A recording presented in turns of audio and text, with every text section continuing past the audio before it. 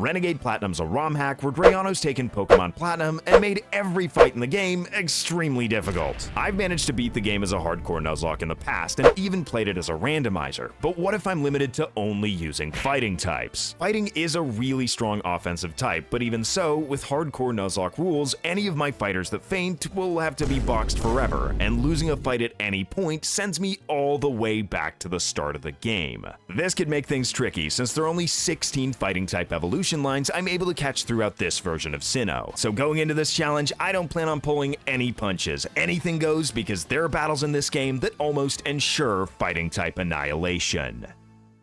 First things first, we've got to pick up our starter from the most goated selection of all time. And obviously, we've got to pick up the only future fighting type, Chimchar. Not only is this the objectively strongest starter to take on Sinnoh, but it's also been given its Gen 5 and onward hidden ability, Iron Fist, to keep up with this Romhack's increased difficulty. Chimchar is, however, not a fighting type yet, so we won't be able to use it until it evolves. Instead, the first fighting type we're able to pick up is from this breeder at the trainer school. She gives us an egg that hatches into a baby Pokemon, so technically we either get a Tyrogue, Elekid, or Riolu. All I did was save before the breeder and reset until I got my first eligible encounter. Elekid, however, only turns into a fighting type once it's fully evolved, so not getting Tyrogue is pretty much an instant reset for a couple of specific reasons. We also don't want Riolu since it's a guaranteed encounter right after the rival fight. And the second rival fight is a big reason we don't want Elekid, since Monferno alone, which we're just barely able to get before the level cap with a couple levels to spare, probably can't win the fight unless it's like max IVs. If we got Riolu in the egg, at least this fight would be extremely easy since you can evolve it to Lucario right away through max friendship. And while that would make this one rival fight completely free, it comes at way too high a cost. As I mentioned before, we get Riolu in Orberg Gate as a guaranteed encounter right after this fight, whereas missing out on Tyrogue from the egg means we can't get it for the rest of the challenge. Losing out on one of our only 16 encounters in such a difficult challenge is unthinkable, so it's definitely worth a bit of early game pain to guarantee that we get a Hitmon. This does involve playing a little bit riskier than I plan on going forward. Being so early in the challenge, I don't mind resetting a few times if it means we actually get to keep our Tyrogue. This basically comes down to luck. There are several times we could just get crit and lose a Pokemon, forcing us to reset. Even just getting confused by Water Pulse would probably send us back to square one. In the end, I actually end up making it through this fight without getting crit and sent back to Twin Leaf Town, but I could have easily had to spend hours restarting to get Tyrogue or losing to bad luck in this fight, which only highlights how dire the stakes of losing are that much more. With my two Pokemon just barely surviving the rival fight, I reach Orberg Gate where I can pick up my Riolu. I then have to run around Orberg for about 40 minutes like an absolute madman in order to reach max friendship and evolve into Lucario. From here, the last thing we gotta do to take on the first gym is to find Rourke at the bottom of the mine. He gives us our choice of evolution stone, but because there's only one of our fighting type encounters that actually evolves with a stone, it's a pretty obvious choice. With Lucario on the team, Rourke is basically a joke. I spend the first turn setting up a sword stand as Nosepass sets up stealth rocks. From there, Lucario is too fast for any of Rourke's Pokemon to outspeed, so we simply slap our way to victory. Super embarrassing, I agree. Almost as embarrassing as not being subscribed. You might think you are, and it turns out you're actually not. And we're getting so close to 400,000 subscribers, so go ahead and slap that subscribe button. It is your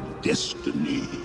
As we set off towards Floaroma Town, we can pick up a ton of new encounters. Before we even leave Orberg City, we can pick up Torchic in the Pokemon Center, and with the Speed Boost ability, this is one of the most powerful Pokemon in the whole game. I immediately evolve it into Combuskin and take a quick detour to Route 207. We're guaranteed to pick up Machop here, and while Guts would have been way better than No Guard, I'll take what I can get. Now look, I may have slightly lied earlier, there are actually 2 stone evolutions among our encounters. However, the Ralts we can pick up on Route 204 evolves with a Dawnstone, which wasn't actually an option given to us by Rourke. We next make it through the Ravaged Path, which guarantees us a Makuhita. Then once we get to Floaroma Town, we can head to Valley Windworks and pick up that Elekid that we didn't get from the egg. Before we get access to Eterna Forest to reach our next gym, we've got to take on Mars. But just like versus Rourke, we've just got to set up a Swords Dance and Lucario sweeps through her entire team. I already told you, I'm not going to be pulling any punches. Defeating Mars gets us access to the Honey item, unlocking Honey Trees as a way to encounter Pokemon, which guarantees us Heracross as an encounter since it's the only fighting type we can pick up on Route 205. Because the level cap is at 26, I can evolve Little Mac into one of the 3 Hitmons at level 20. And with a hasty nature reducing its defense, it's basically guaranteed to have higher attack, thus turning into Hitmonlee. Hitmonchan probably has the better coverage, and Hitmontop gets access to Intimidate, but Hitmonlee overall has the best attack and speed, so I really can't complain. It does look a bit like a rotisserie chicken, which I will complain about, but that'll be the end of it. Before taking on Gardenia, I make sure to get my encounter in Eterna Forest, which could either be Baniri or Shroomish. Lopunny's been given some crazy buffs. Now a normal fighting type with the Scrappy ability, it's able to hit ghost types with both of its stabs, making it insanely useful against Fantina and one of our fastest Pokemon with base 106 speed. It's also had its attack stat raised by 30 points to base 106, making it a respectable offensive presence. Now listen, when I said I'm not pulling any punches, I mean it. I'm going to be using every single strategy to make the fights I can easier. And it so happens that Gardenia is a woman who's quite easily bamboozled. Her lead Blossom really wants to slow me down with a Stun Spore, but by setting up a substitute, the Stun Spore doesn't work. The Gen 4 AI doesn't take into consideration that I'm behind a substitute here, so it just continues to try to go for Stun Spore since I'm not paralyzed. This is of course devastating for Gardenia since I can abuse my free turns by setting up bulk ups all the way to +6 attack, defense, and speed from my speed boost ability. Once we've maxed out our stats, we simply take out Blossom with a Fire Punch, bringing in Roserade. We'd be able to outrun this thing even at +1 speed, and a +6 Fire Punch definitely takes it out. The same goes for Grottle and Tangela, who don't put up any resistance whatsoever. Cherim, on the other hand, is able to survive at 1 HP with a Focus Sash, but because it doesn't have any moves that see a KO, it sets up Sunny Day to boost its attack, which ironically helps me out a lot more than it helps Gardenia. After healing up with a Super Potion, she's left without her Focus Sash, so I can simply take her out with a Fire Punch. All this leaves is Breloom, which can't even break our substitute at +6 defense. However, it's nice to be sitting pretty behind it since we're safe from any critical hit, thus guaranteeing our victory with one last Fire Punch. Before leaving Eterna City, I make sure to do a spot of fishing, since we can only get 2 encounters here, either Magikarp or the only eligible future fighting type, Poliwag. And this is of course why we picked the Water Stone from Rourke. To get the other evolution stone we need, we've got to beat Jupiter, which is pretty easy since every single one of our Pokemon resists Skuntank's Dark type. Beating her usually gets you the Bicycle, but because you get it at the start of the game in this Romhack, you instead get a Dawnstone, allowing us to evolve Kirlia into Gallade. Just east of Eterna City, we can find 2 possible fighting types, but because we've already duped out Machop, the only eligible one we can catch is Meditite. Route 206 below Cycling Road also allows us to guaranteed pick up Mankey. This brings us to the deadly showdown versus Elite Four Aaron guarding the gate to Heart Home City. His team of fully evolved supercharged bug types is a common place for Renegade Platinum runners to wipe. Fearing this outcome, I went straight to the kitchen and cooked up a bit of a plan. After considering my options, I realized that Aaron's weak link is his lead, Dustox, which much like Gardenia's Blossom, doesn't have a move that can one-hit KO Combuskin, causing the AI to prefer going for Toxic. Now, unlike versus Blossom, Combuskin can't outspeed with a substitute before we get Toxic, so I've got to come equipped with a Pecha Berry to get rid of the poison before we set up the sub. From here, we've set up the exact same trap, with Dustox continuously trying to poison us with Toxic since it doesn't realize it can't through the substitute. This gives us all the time we need to set up our attack, defense, and speed all the way to +6 before taking out Dustox with a Fire Punch. Beautifly's a bit trickier since just like Cherim, it's got a Focus Sash, but unlike Cherim, it's got Air Slash to break our substitute. The computer AI isn't too good at using Focus Sashes though, since it immediately puts the Pokemon into healing range, thus wasting a turn where I can just set up another substitute. In reality, this is just me wasting a turn though by being overly cautious, since I outspeed every single Pokemon Aaron's about to send out and can one-shot each and every one of them with a +6 Fire Punch. So far, Combuskin is definitely turning out to be our MVP. So with Aaron behind me, yeah, that is a dumb way to phrase that. How could that possibly make it into my script? So with Aaron defeated, we've got a couple of issues on our hands. First of all, some of our new catches have some terrible attack-lowering natures. Second of all, we're about to take on Fantina, possibly one of our worst matchups in the entire game since fighting can't hit ghosts. Her Gengar and Mismagius are straight out of my nightmares, outspeeding most if not all of our team, and to make matters worse, Mismagius is even part fairy. Add to that the omnipresence of Will-O-Wisp against our entirely physical lineup, and we've got a recipe that'll require me to spend a lot of time in the kitchen. I can try and make my life a bit easier versus her lead Drifblim. Lucario is going to be extremely useful here since it always takes just under half from either an Air Slash or Shadow Ball, meaning we're always safe from a critical hit. With this knowledge, I'm safe to set up a Swords Dance turn 1 as Drifblim just opts for the Calm Mind. Because I'm still not in KO range from a non-crit, I decide to try my chances with a substitute, hoping Drifblim goes for a Calm Mind. Worst case scenario, my sub just gets broken here and I waste 25% of my HP, taking Drifblim out the following turn. But the upside of potentially keeping my sub the way I do is just too good not to try. From here, Fantina sends out her Pokemon in team order, starting with Dusclops. This is incredibly beneficial for us since her two most dangerous Pokemon are at the very end of her lineup. Despite being a super bulky Pokemon, Dusclops still goes down to a +2 crunch, bringing in Banette. Banette is the super sad and unfortunate combination of both being frail and slow, allowing us to make it to Fantina's third Pokemon Spiritomb with our substitute intact. Our neutral +2 crunch only does a bit over half, however, to the bulky collection of 108 spirits. This, unfortunately, causes the loss of our substitute. Now, I could just take Spiritomb out here with another crunch, but once Gengar comes out, I can't stay in with Lucario anyway, so I decide to set up a few substitutes just in case Spiritomb changes its mind and goes for Will-O-Wisp instead of Shadow Ball. I honestly didn't expect this to work, unlike versus Drifblim, but it was definitely worth a try since I've got to swap out of Lucario anyway if I'm not behind a sub, regardless of my HP. With the substitute, however, I'm able to stay in versus Gengar to tank the incoming Shadow Ball and basically pick up a free KO against one of the most dangerous Pokemon on Fantina's team. But we're now without the protection of our substitute versus Fantina's most dangerous Pokemon, the Ghost Fairy Mismagius. The big issue is, of course, that I can't switch anything into this thing, and without good items like a Choice Scarf or Focus Sashes, I really couldn't find a good way to play around this thing. Almost everything on my team simply gets outsped by this thing, so in the end, I knew I had to make a sacrifice. With its timid nature, Kirby outspeeds Mismagius and actually gets a bit of damage with Assurance. I really hate to make a sacrifice so early in the run, but versus one of our worst possible opponents, it feels justified. Primeape doesn't really offer us anything unique either. It's mono fighting type, it doesn't get particularly great coverage, and the timid nature really sealed the deal. Our only other Pokemon that can actually outspeed Mismagius is Lopunny. Because of Scrappy, I'm actually able to hit it with Fake Out, leaving it with a bit less HP than before Citrus Berry recovery. From there, we've pretty safely put it below Return's minimum 70% damage, getting us our third gym badge with only 15 Pokemon remaining. Heading back to Route 208, we can get another Honey Tree encounter and pick up Shroomish. I certainly won't complain about Technician, but Poison Heal would be perfectly serviceable as well. We've got another showdown with Berry to take care of, but with unevolved Pokemon, he's a little bit underwhelming. I make sure to play around his double team with Aurasphere, which never misses, and use a substitute to make sure we don't die to Heracross. The rest of our team can easily take care of Prinplup and Snorlax, making for a quick and easy victory. One of the big story beats added to Renegade Platinum is the fight versus Mr. Backlot and Saturn in the mansion. And this fight kinda comes at the perfect time for us. With a new level cap after Fantina at 39, we can fully evolve our starters. My strategy was pretty simple. I just needed to waste as many turns as possible, going for substitute wherever I could, and eliminating all the psychic types as soon as possible. Once Octillery comes in, I use substitutes to try and dodge an Octazooka, but I don't end up getting so lucky, forcing me to swap out after a few substitutes into Gallade. Gallade is kind of perfect for this double battle since it gets Protect by level up, and I luck out pretty immensely with Snorlax putting Espeon to sleep. Versus the final two Pokemon, Berry sends in the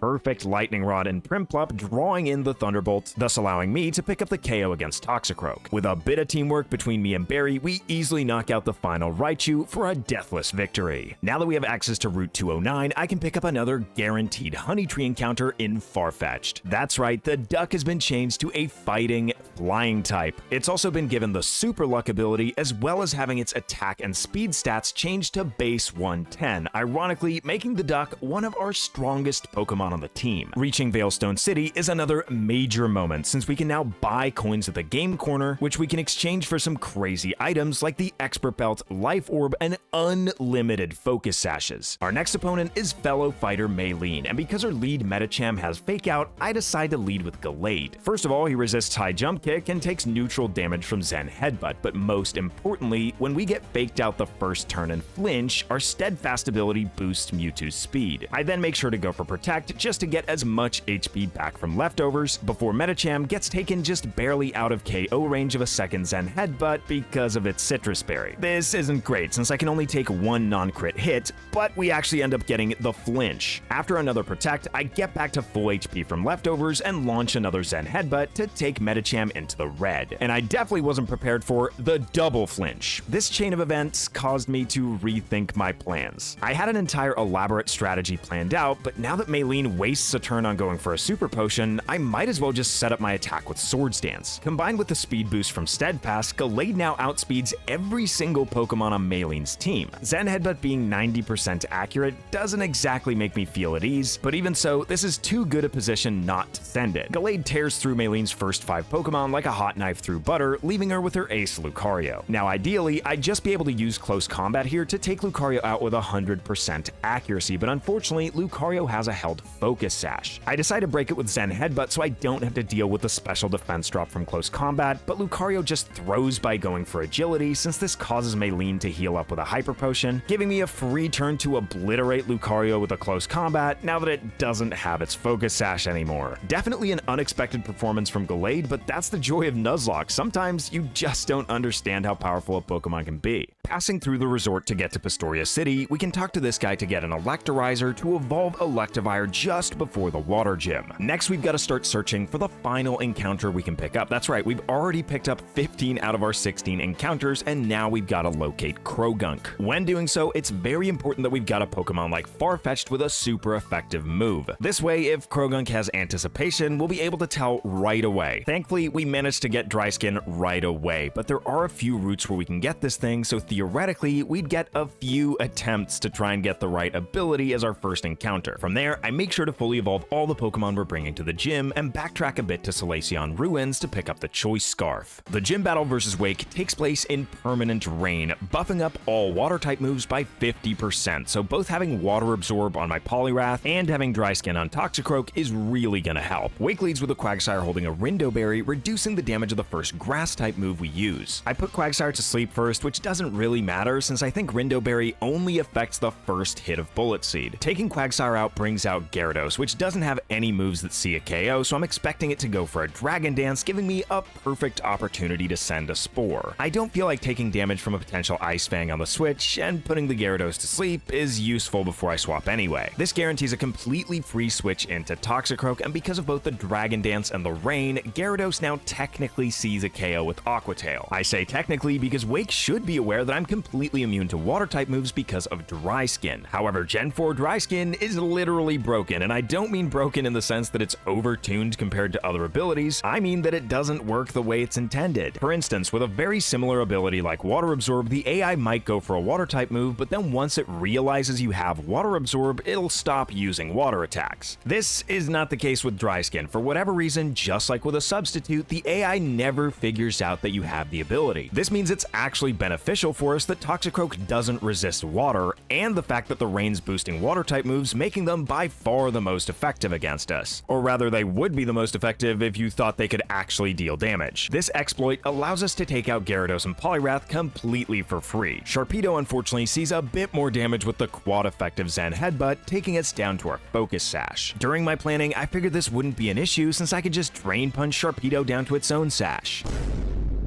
Okay, we officially have a bit of a problem. Not quite as fun when it happens to me as when Gallade does it to the enemy. This little unfortunate chain of events caused me to panic a little bit, and thankfully the random move ends up being a crunch as I send in Poliwrath. After a couple of calcs, I realize I am bulky enough to stay in here and tank a non-crit. However, if I would have just stopped for a second and taken a moment to breathe, I could have gotten past this Sharpedo without risking any of my Pokemon. Losing Poliwrath would have been devastating here, and what I should have done instead is swapped out into my Sashed Infernape. From there, I could have broken Sharpedo's Sash with a Fake Out and then taken it out with Priority Mach Punch since the Sharpedo doesn't have Aqua Jet. Instead, I risk 2 Zen Headbutt crits with my Poliwrath, which honestly is an invaluable member, but this is how you learn to be a better Nuzlocker. You analyze your plays, and eventually, you start thinking of these things on the fly. Ludicolo comes in to hit us with an Energy Ball, so to be able to swap out into Toxicroak safely, I first pivot into Infernape to take the Grass-type move and bait the Hydro Pump. This way, we actually profit by sending in Toxicroak, gaining a ton of our HP back from Dry Skin. From here, we're set up for victory. I start by going for a Fake Out just to get a bit more damage on Ludicolo and a bit of Dry Skin healing at the end of the turn. With Swift Swim, Ludi easily outspeeds and heals us up a bit more with another Hydro Pump before going down to a super effective Poison Jab, which brings in Wake's final Pokemon, Floatzel. But this is another Pokemon that tries to spam Aqua Tail, so we easily pick it off to claim our 4th gym badge. Okay, so far we've been doing pretty well, and a lot of these boss fights have been completely free due to particular encounters. games. But the era of free fights is over. We now have to start taking on Team Galactic with what feels like an infinite number of speedy Crobats, and before the 6th gym, we've got to take on two of the hardest fights in the game versus Castle Valet Darach and Riley. We're talking one team with 3 psychic types and a flying type, and the other with a Metagross and Salamence. I've really got to step up my strategy here, or else a single mistake could send me all the way back to Twinleaf Town. During the first of 3 Cyrus fights, we face the first of many speedy Crobats that outspeed everything on our team. This is the main reason we picked up the Choice Scarf in Solaceon Ruins, since there's no universe where I want to risk getting hit by this thing, or worse, get put to sleep by hypnosis. Being Choice does mean we're locked into Wild Charge, as Cyrus brings in Magnezone, so I swap out into Gallade. Gallade really isn't afraid of anything Magnezone can do, so the worst thing that can happen is we get paralyzed. We can easily play around this worst case scenario by just giving Gallade a Cherry Berry to cure its paralysis, so that we both outspeed and guarantee that we connect with close combat to take out Magnezone in one hit. Honchkrow is our next major issue. A stab Brave Bird off of a 125 base attack stat with an increased chance to crit because of super luck? Yeah, that's what we call a Nuzlocker's worst nightmare. Obviously, that kind of power immediately takes Infernape down to its focus sash as soon as I swap in. The upside is it deals enough recoil damage to Honchkrow that we can fake out and follow that up with a Thunder Punch for a clean KO. I don't even think about the mess this thing could have caused if it actually had priority Sucker Punch. Finally, there's Weavile, and realistically, a stab, Iron Fist boosted quad effective Mach Punch would have easily knocked this thing out since it doesn't have a focus sash. But my dumb behind didn't actually go to the move relearner to get Mach Punch back, so instead I swap into my bulkiest boy Poliwrath, who at least resists every single one of this Weavile's attacking moves. With Weavile defeated, we've officially cleared Cyrus 1 without losing any Pokemon, so I make sure to do my final errand in Celestic Town, which is picking up the choice specs. As I alluded to earlier, we've got to head to Pal Park before we're allowed to even enter Canalave City, and this is where Renegade Platinum's difficulty really starts to ramp up. 4 of Darach's Pokemon have super effective stab against fighting types, and one of the other 2 is an Entei, so we've got to play this matchup just about as carefully as possible. Because Farfetch'd is such a speed demon in this hack, I can lead with it to take out Gallade, since Fly is a 100% accurate move and has been buffed to 100 base power. Because we outspeed with the one-shot, I don't even have to expend my focus sash that I need to take on the second Pokemon Alakazam. Whether it's Dazzling Gleam or Night Slash, Farfetch'd hasn't had its special defense buffed, so we easily get taken down to 1 HP. This gives me the chance to go for a Night Slash, easily knocking out the Alakazam, which somehow has even worse defense than Gallade. Metagross comes out next, and because we're at 1 HP, this is random move. However, I'm actually kind of hoping it ends up being Zen Headbutt as I swap into Little McNugget. Preferably, we immediately want to get taken all the way down to our focus sash here. Metagross is extremely physically bulky, but with the chip damage from both Life Orb and Fake Out, we can guarantee to put it in range of max damage reversal. With 200 base damage while we're below 5% HP, it's an easy knockout, bringing out Staraptor, so I swap out into Lopunny. We're once again focus sash, since if this random move ends up being Brave Bird, we're just immediately dead otherwise. Aside from Farfetch'd, Lopunny is our only Pokemon to naturally outspeed Staraptor, so it's kind of my only option to deal with it at this point with a Fake Out return combination, bringing out Entei. I immediately switch out into Poliwrath, who's actually in a pretty good position to take this thing on, resisting Sacred Fire, Stone Edge, and Iron Head. All these resistances make it so that Entei's most powerful move is Extreme Speed. The worst case scenario we could have faced here is getting burned as we swap into Sacred Fire, which is a 50-50. I've got leftovers just in case to get a bit of the health we would have lost from burn back, however, it probably would have been better just to equip a Rostberry. From there, I'm also attacking with Surf for 3 separate reasons. Number 1, it doesn't get its damage output reduced by burn. Number 2, Entei's special defense is way worse than its physical defense. And number 3, I don't actually have any physical water type moves for Wario. It's possible that that last one is the main reason. I also make sure to only stay in with Poliwrath for as long as I can take a crit Extreme Speed. Once I'm actually crit by 1 and taken to low enough health even after Drain Punch healing and leftovers that I can't take another crit, I decide to swap out. I send in Lucario, who can easily tank the Extreme Speed, and by leveling all the way to the cap of 53, I'm able to outspeed because of my timid nature and finish off the Entei. This puts me in a perfect position to take on Darach's final Pokemon, Empoleon, which is easily knocked out with an Adaptability Aura Sphere despite Empoleon's impressive special defense. But defeating Darach doesn't mean we get to stop and breathe quite yet. First, we gotta make sure we take care of Riley, but before we even can, we've got another showdown with Hornlad on the bridge. This guy really only has 2 threatening Pokemon, and we can get around the lead Staraptor by just scarfing Pikachu again.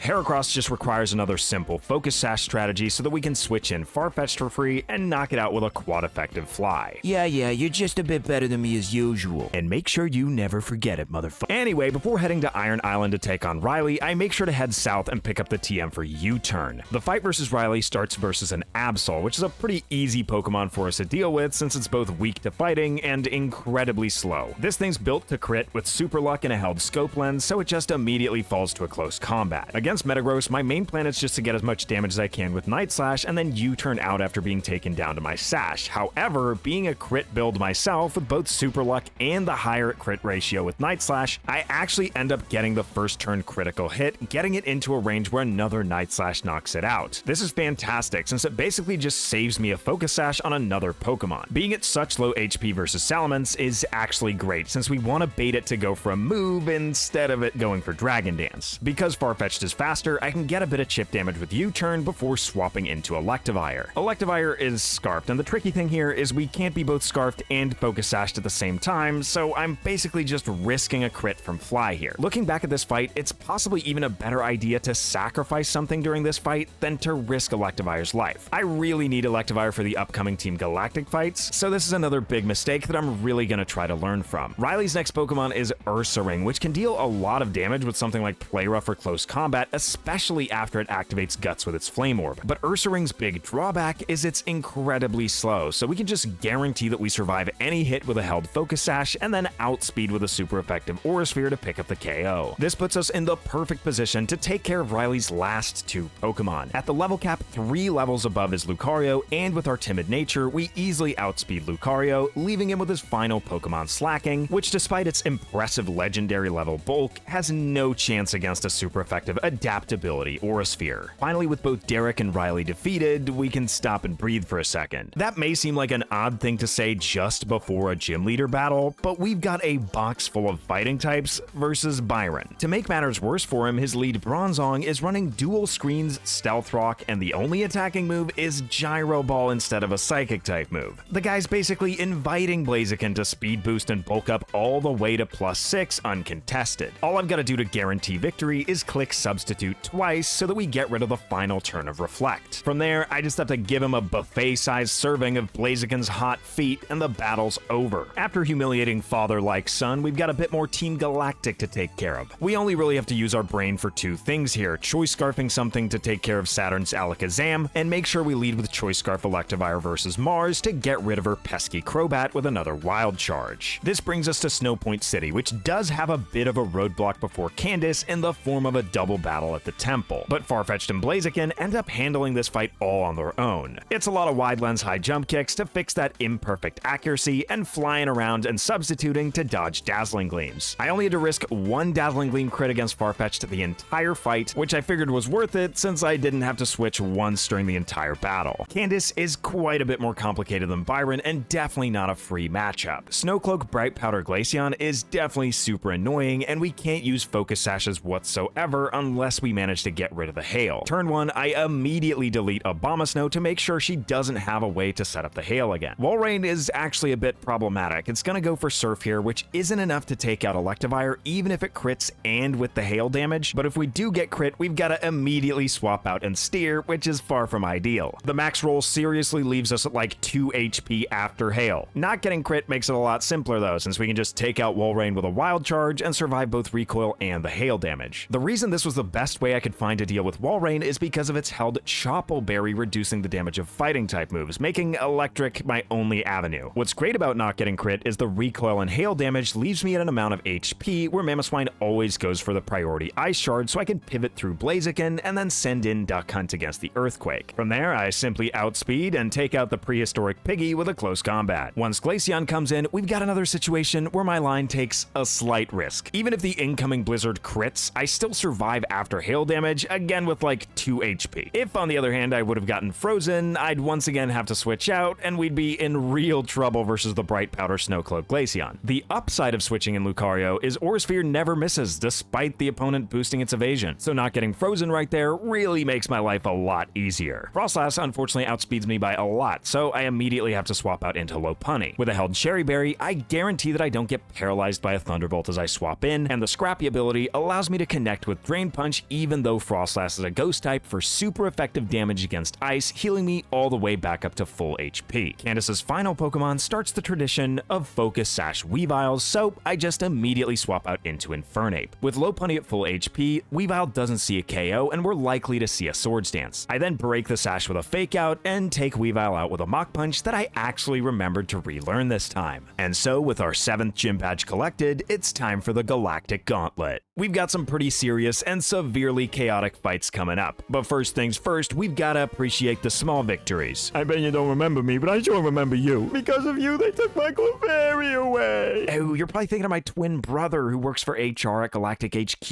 He did tell me about your wife leaving because of your gambling problem. I'm sorry about that, man.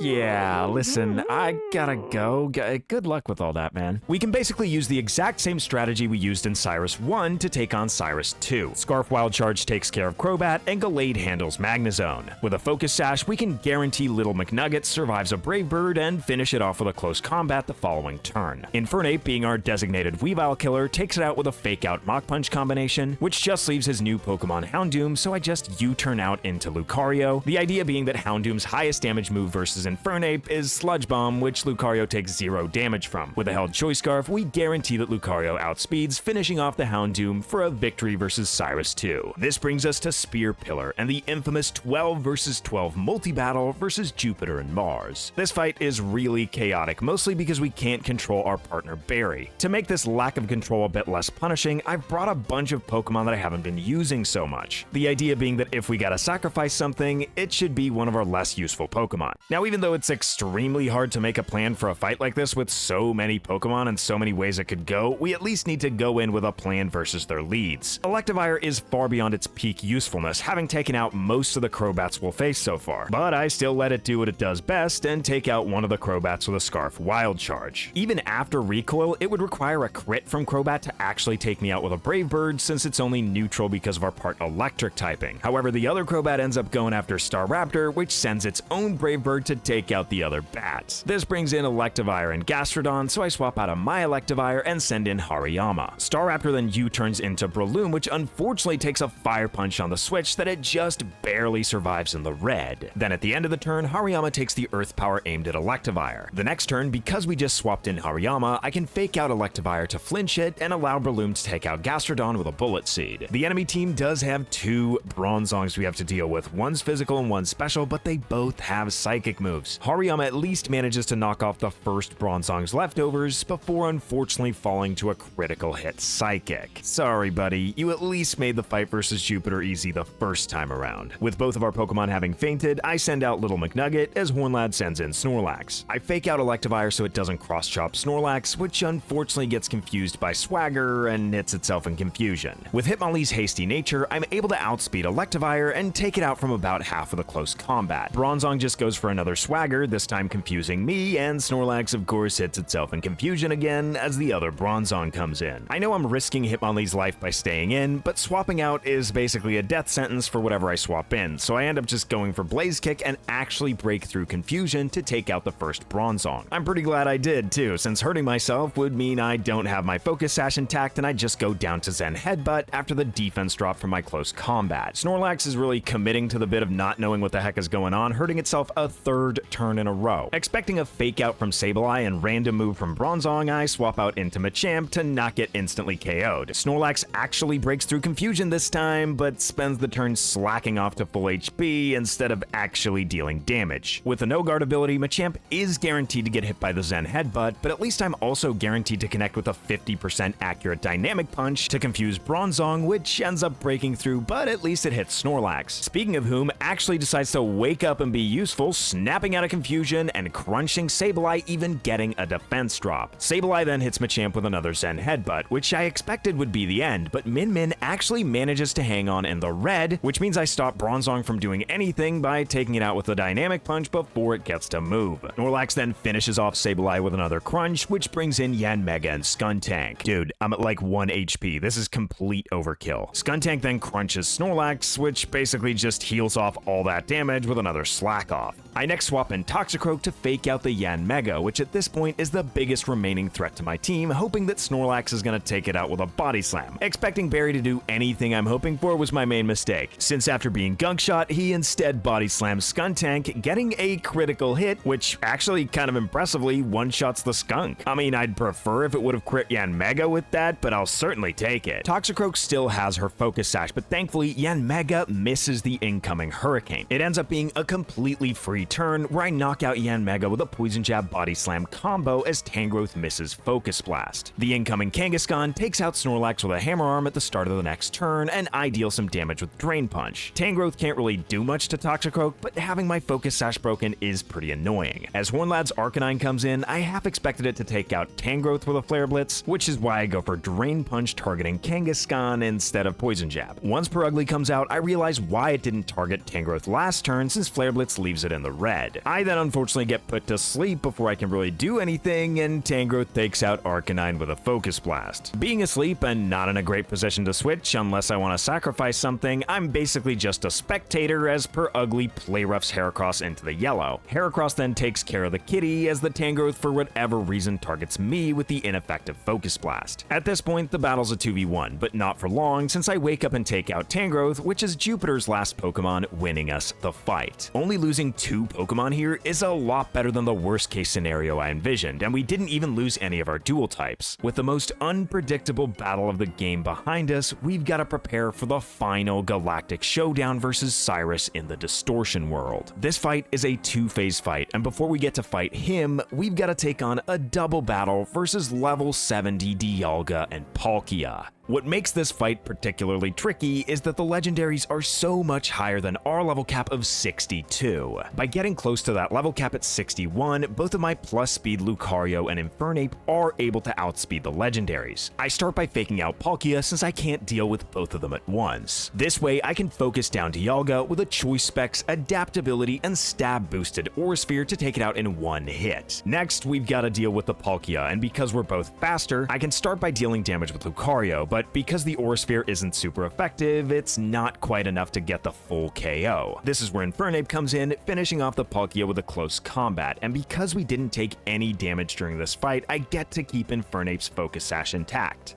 We don't get to change up the order of our team at all between these two back-to-back fights, so I made sure to lead with Lucario in the first slot. Lucario is just barely able to survive a Choice Band Brave Bird as long as it doesn't get a crit. There's nothing I can switch into this Brave Bird that'll actually outspeed the next turn, so dodging this Brave Bird crit was basically my best option considering any of the ideas I had to take on Dialga and Palkia. Once I take out Crobat, I've got to swap out versus Houndoom since I've locked myself into Choice Psychic. Houndoom's never going to go for Sludge Bomb against a Steel type, so I'm safe to swap in Poliwrath who resists both Dark Pulse and Flamethrower. We're even perfectly safe if it sets up with Nasty Plot since the Choice Scarf allows us to outspeed the next turn and knock Houndoom out with a close combat. Against Honchkrow, we use the tried and true method of sending in Little McNugget with a Focus Sash to survive the incoming Brave Bird, and then take out the Crow with a Fake Out Reversal combo. If Cyrus sent out Gyarados here, I'd at least have to switch, but because it's Magnezone, I can just stay in and take it out with a 200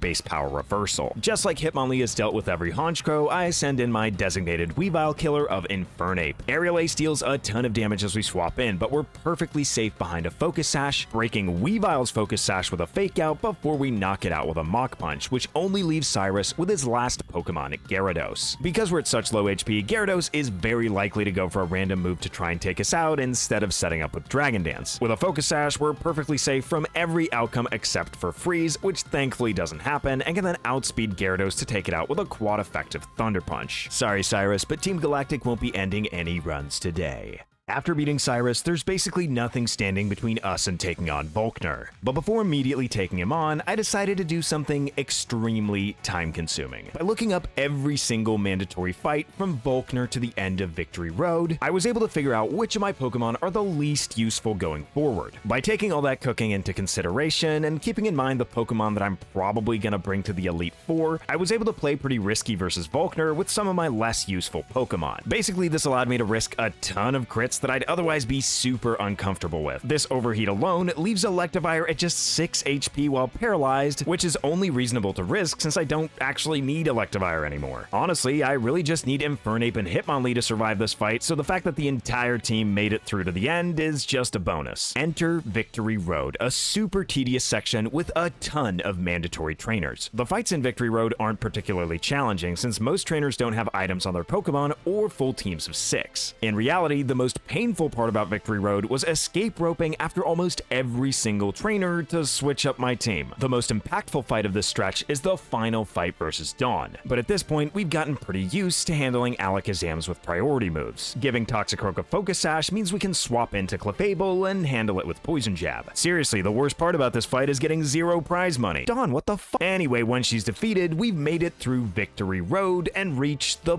Pokemon League. But before we prepare for Renegade Platinum's ultimate challenge, there's still one more mandatory battle versus Barry. And I do sacrifice little McNugget here. I know it's not beautiful, but it is the last fight before the Elite Four, and I know I'm not bringing him, so I figured I wouldn't stress out about the lines. After Hitmonlee's sacrifice, the rest of the fight is extremely easy, and defeating Barry means we've got to decide which of our 12 remaining fighters are coming to the Elite Four. But in Renegade Platinum, that's a much more difficult task than in most other Pokemon games, since each of the Elite Four members can have one of 4 random teams. There's no way to know which team you'll be fighting beforehand, so you're going in completely blind and basically forced to prepare for the worst. I start by bringing in Infernape. It's one of my faster Pokemon, and I'd really like to at least make it past Aaron. I end up bringing Blaziken as well. This thing has great setup potential against certain teams, and it's just too good versus both Aaron and Flint not to bring. Poliwrath has a great matchup versus basically every single one of Bertha's teams. This makes it a must-have. If we should make it to Lucian, I probably need Toxicroak's Sucker Punch to even stand a chance whatsoever. What made me a little bit hesitant is it doesn't offer much utility before Lucian, so it's a bit of a risky bring. Lucario is kind of in a similar boat, whose main utility is not taking super effective damage from Psychic and being decently fast. Finally, I decide to bring Farfetch'd, who I realized is pretty much essential for a consistent Aaron. With our preparations out of the way, it's time to enter the Elite Four, meaning there's no turning back. What we really don't want to see going into the fight versus Aaron is his Scyther. The thing hits incredibly hard with Technician Aerial Ace and outspeeds everything on our team. It's one of Aaron's possible leads, and I have to play around it. To do this, I give Farfetch'd a Choice Scarf to guarantee that we outspeed. This is a very consistent way to start the fight, since regardless of Aaron's lead, we can always take it out with a Scarf Brave Bird. I also use Brave Bird instead of Fly, since I don't want to give Venomoth a turn to potentially set up its evasion with Double Team. The Venomoth team is also the only other team except for the Scyther lead that actually has Scyther, which conveniently comes in next. Because I'm specifically equipped to handle this thing, I can just click Brave Bird again to knock it out in one hit. After recoil damage, we're left with just enough HP so we can stay in against Pinsir and take it out with a Brave Bird, which leaves us at 10 HP. This means we definitely can't stay in with Farfetch'd after this and go for another Brave Bird, since we'd instantly go down to recoil. So once Armaldo comes in, I swap out into Poliwrath to take a resisted Stone Edge. Armaldo obviously never would have gone for Earthquake against Farfetch'd, but the beauty of swapping in Poliwrath is we resist all 3 of its remaining moves. Armaldo is choice banded, so once it's selected a move, it's locked into using it. So I mostly pivoted into Poliwhirl to figure out which of the 3 moves it would be. Stone Edge is quad resisted by Lucario, who'd even be able to survive 2 critical hits. If that wasn't the case, I could have just equipped it with a Citrus Berry and gotten around the situation that way, but instead, I'm perfectly safe to just take Armaldo out with a couple of bullet punches. Second to last is Fortress, which only sees a KO with Drill Run, so I'm safe to pivot through Farfetch'd. The only reason to do this is to take as little damage as possible as I swap back into Poliwrath. Fortress basically can't touch Poliwrath, so we're pretty much free to set up as many bulk ups as we want. I take this opportunity to set up my attack and defense to +6, and even get crit by a Drill Run in the process. This just proves exactly how safe Poliwrath is in this matchup, and I eventually knock Fortress out with a +6 Waterfall. Sadly, Poliwrath is not safe to stay in versus Drapion, since it's faster, has the Sniper ability, and a Scope Lens with high critical hit ratio moves. So I start my plan to deal with this thing by sending in Toxicroak, mostly to get rid of the Toxic Spikes, but also to get a bit of chip damage with Fake Out before swapping out again. Baiting the Earthquake, I start by swapping out into Farfetch'd, so the Drapion's guaranteed to not use Earthquake as I switch back into Toxicroak. I made sure to calc for critical hit Cross Poison, which is the most possible damage we could take here, which we are able to survive. Aqua Tail would have definitely been preferable, but at least this way I can get a free Fake Out and swap out into Infernape. With Toxicroak Toxicroak at such low HP, this is random move and ironically Aqua Tail. Obviously I couldn't have risked staying in there, but it is still pretty funny. All we need is a little bit more fake out damage in order to complete our plan by swapping out into Blaziken. With a held Focus Sash, we're guaranteed to survive this Earthquake, and while we don't outspeed Drapion at base, but by using just a single Protect, Speed Boost guarantees that we're faster the next turn, and all that chip damage from Fake Out perfectly puts Drapion in range of being taken out by Earthquake. That went pretty well, but I had a full plan for every single errand team, something I can't quite say for the upcoming fights. Versus Bertha, we've got a 50% chance she leads with a Powdon and 50% for Tyranitar. Tyranitar does have Thunder Punch, but as long as we don't get crit, we should be fine and get most of our HP back from a Drain Punch. My Tyranitar lines were really rough, so I was extremely grateful to see a Powdon. Don't get me wrong, this line is still pretty risky, and getting crit by this thing is basically a one-way ticket back to Twinleaf Town. I start by bulking up to set up my attack and defense, reducing the damage from the incoming Earthquake. It does about a third, so I set up a second bulk up as a Powdon sets up rocks. After a third, I'm feeling pretty good, and the incoming Earthquake only takes me just barely below half HP. As long as we can survive 2 crits from here, we're good to go. One of those 2 turns is spent setting up the rain to boost the power of my water type moves, but also to get rid of the chance for Donphan to dodge with Sand Veil. I then go for Drain Punch to take out half of a Powdon's HP and get a bit of my own back. From here, we can simply take out a Powdon with a second Drain Punch and get almost all the way back up to full HP. Gliscor comes out next, basically confirming it's the set with Wing Attack, meaning I now know which team I'm facing. That Wing Attack never KOs even as a crit, so I'm perfectly safe here to just stay in and knock Gliscor out with a rain boosted waterfall. Donphan comes out next, but without the sand up, it doesn't have boosted evasion, so we're 100% accurate and can take it out with another rain boosted waterfall. Whiscash causes a little bit more trouble. It turns out a +3 Drain Punch isn't quite enough to take it out. This gives Bertha the opportunity to set up a free Dragon Dance before healing up the next turn and giving me a free waterfall. Somehow, this is also not quite enough to take Whiscash out. The only really annoying part about this, since I'm never dead to bounce crit from full HP, is that I could get paralyzed. Without getting paralyzed, we basically have this fight in the bag, but getting paralyzed could really cause some problems. Thankfully, it doesn't end up happening, and I take out Whiscash with another Drain Punch. With 2 Pokemon left, Bertha sends out Golem next, and this thing is Focus Sash, so I make sure to break the Sash with a Drain Punch to get myself back up to full HP. Golem just goes for Earthquake, but at full HP, we're completely safe. Bertha then predictably heals up to full, so I go for another Drain Punch to get the HP back we lost from Earthquake. Last out is Rhyperior, which we simply outspeed naturally and can take out with a quad-effective Waterfall for a victory where all of our Pokemon are at full HP. I didn't expect Poliwrath to be such a dominant force, but I think we got his best possible matchup.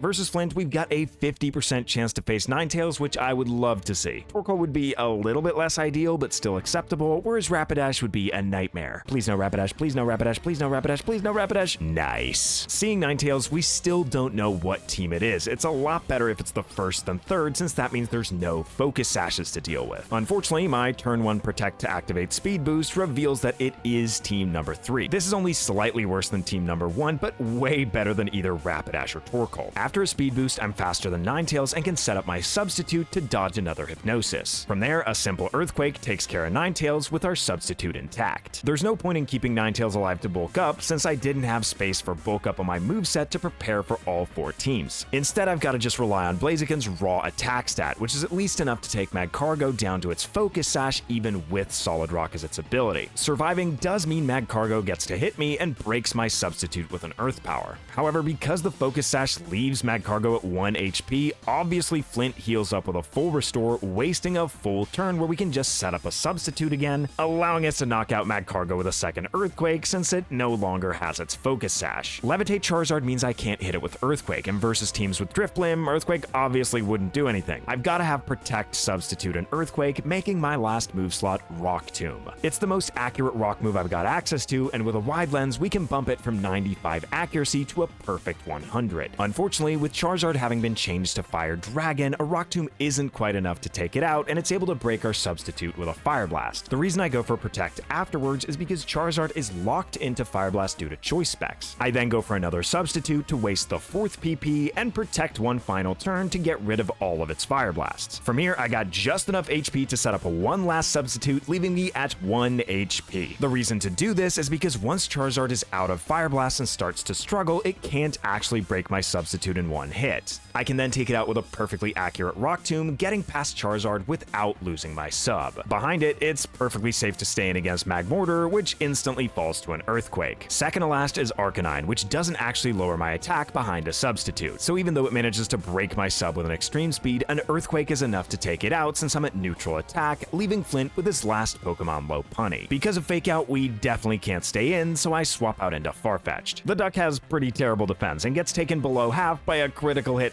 Fake Out, which is pretty pathetic. But with its buffed stats, it does naturally outspeed Lopunny, and its damage output is far from pathetic. This means we've made it past Flint, which means the time has finally come. Going into this challenge, I knew fighting types were probably good enough to fairly easily make it to the Elite Four. I've got to admit though, that going into this challenge, I fully expected to either get destroyed by Lucian or for him to leave my team so crippled that Cynthia could easily pick off any stragglers.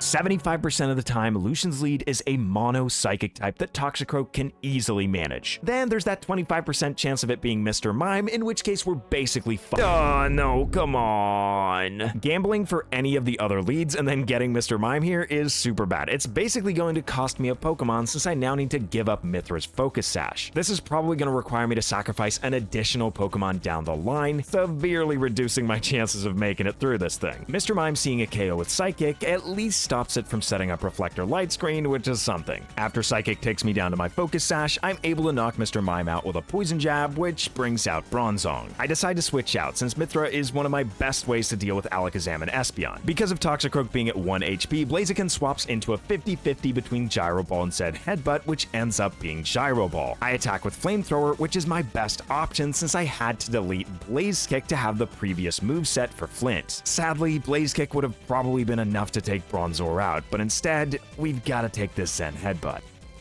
Which Blaziken somehow survives? Okay, maybe we're actually still in this. Blaziken takes down Bronzor with another Flamethrower, which brings out Espeon. After a few speed boosts, we're definitely faster, and an Earthquake deals about half to Espeon, meaning a critical hit would have done it there. Sadly, Blaziken wasn't quite so lucky, meaning we're down to our last 5 Pokemon. Espeon outspeeds everything on the team, so I'm forced to send out Mithra and take it out with a priority Sucker Punch. This brings in Metagross, and at 1 HP, it's a random move, so I'm just hoping and praying it's Earthquake as I send in Duck Hunt. This time, the 25% roll is in my favor, and I U-turn for a bit of chip damage, swapping out into Infernape. Unfortunately, we've still gotta get hit, and a Zen Headbutt easily knocks me down to my Focus Sash. But this Metagross doesn't have Bullet Punch, so I'll still be able to get in for 1 hit. I start by going for Fake Out for just the tiniest amount of chip damage just in case it matters. This is it, Infernape's chance to survive, an Iron Fist boosted Fire Punch, which falls just short of the KO. But Infernape's efforts aren't entirely wasted. With Metagross in the red, Lucian is guaranteed to go for a healing turn. This is Lucario's chance to capitalize. With Lucian spending a turn healing, Lucario effectively gets 2 attacks in a row, and a super effective Shadow Ball does more than enough to be a 2-hit KO. We send the second Shadow Ball and put Metagross in the ground. With 2 Pokemon left, Lucian sends out his ace, Gallade, but Metagross never actually hit Lucario, keeping our HP at full and our Focus Sash intact. An Adaptability Close Combat does just over half to Gallade, and even though we get a taste of our own medicine, we of course survive with 1 HP due to the Sash. With no priority from Gallade, we're free to pick it off with another Close Combat. Adios, amigo. This leaves Lucian with 1 last Alakazam and me with a terrible choice.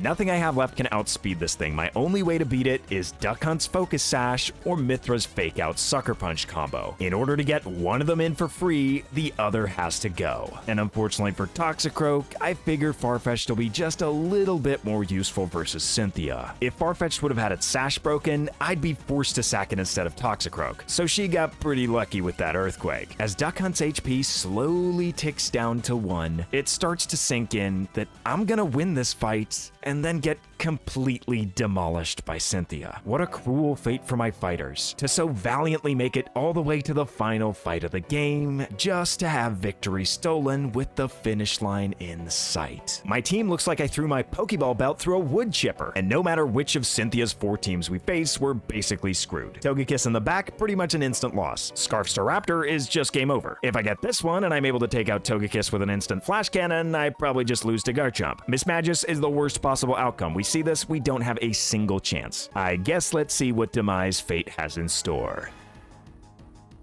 As Cynthia reveals her first Pokemon, I come to terms with Staraptor being my Reaper. I lead with Lucario to deal with Togekiss, if only that were the case. Flash Cannon is only neutral against the Fairy Water type, and after the Serpent sets up Light Screen, I'll barely be doing any damage whatsoever. I guess punching water just won't do any good. Wait a minute, punching water? During the midst of the battle, I realized something. I shouldn't be fighting this Milotic, I should be sending in my punching water type. Because of Water Absorb, the only thing this thing can do to me is Ice Beam, making it possible to set up all the way to +6 with bulk ups. Our main concerns during this fight are a physical Staraptor and a physical Garchomp. If somehow we set up to +6 defense and manage to dodge a few critical hits, this could be possible. Once at +6, I launch my first Drain Punch, which takes my Milotic down below half. As an added bonus, this brings Poliwrath all the way back up to full HP. After seeing the damage, I decide to set up the Rain while I still can versus my Milotic, but Cynthia swaps it out for Spiritomb. This works for me since I still get a free turn to set up my Rain to boost the power of Waterfall. Poliwrath isn't exactly fast, but Spiritomb is a genuinely slow Pokemon at 35 base speed. Poliwrath easily outruns it with literally twice its speed, taking it out with a Rain boosted +6 Waterfall. With one down, Ampharos comes out next, eager to strike us with a super effective Thunderbolt. But Ampharos is another super slow Pokemon, and the worst thing that could happen is we get paralyzed by static. Poliwrath avoids the status, and hope lives on. Staraptor comes out next, and the fate of the run depends on this brave bird. It isn't a crit. Somehow, we've managed to make it past Scarf Staraptor. And with a Drain Punch, we not only finish off the bird, but bring ourselves back up to full HP. Milotic comes out next, nailing us with one final Ice Beam before we put it out of its misery with a Drain Punch. Finally, we've only got Lucario and Garchomp left to face, but with 3 Pokemon on our team, even if Aura Sphere crits us, we should be able to pull this off. Poliwrath's already done all the heavy lifting, but refuses to go down. A single Drain Punch takes care of Lucario, leaving Cynthia only with her beloved Garchomp. Crit me, you coward, I dare ya. That's right, didn't think so. With one last +6 Drain Punch, we knock out Cynthia's Garchomp to win the fight, and with it, the entire run. Somehow, Poliwrath had done it. He'd won me a Pokemon Renegade Platinum Hardcore Nuzlocke using only fighting types. And I'm gonna be perfectly honest, I went into this challenge expecting with certainty that I would lose to either Cynthia or Lucian. Like, I kinda planned to lose, I didn't even think it was possible. What an absolute godlike performance from Poliwrath. I will say though, anytime I play Romhacks, it's always exhausting to pretty much live inside the damage calculator. It really makes a man yearn for the gauntlet.